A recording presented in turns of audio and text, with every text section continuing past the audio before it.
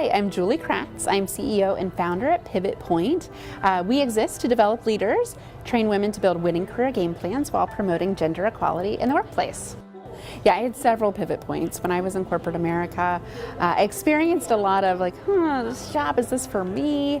Kind of that rough feeling when you would wake up on Monday morning and be like, I don't know if this is what I really want to do. This doesn't feel like my real purpose and calling. Came to find out that when you find work that truly aligns with your purpose and where your energy is, what you're strong at doing, that we can really build a career that works for us. And so those pivot points that I had along the way all helped me craft the content and the material that I now have.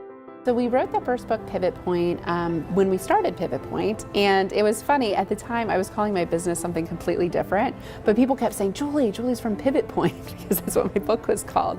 But Pivot Point was built really out of just having so many conversations with women leaders and going to so many women's conferences.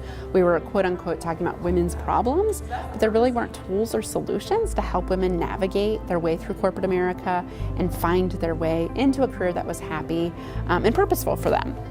I was literally leaving a women's conference one time, and I was in the air on an airplane. Back of a napkin literally was the first draft of the 6 key areas, because they just came to me based on the things that I was hearing from so many women in my own corporate experience and in this conference. And I did a lot of research and flushed them out and kind of got them to some key learning points that we now do workshops on. We do coaching and keynote speaking engagements to help people kind of put them all together for themselves. We've kind of charged women with fixing the women's problem, which really isn't that helpful, because when women go back to the workplace, a lot of times the men, and most of the decision makers who are men, will say, what were you doing at the conference? Were you just man bashing? Were you talking about us the whole time? And that's not the case, men.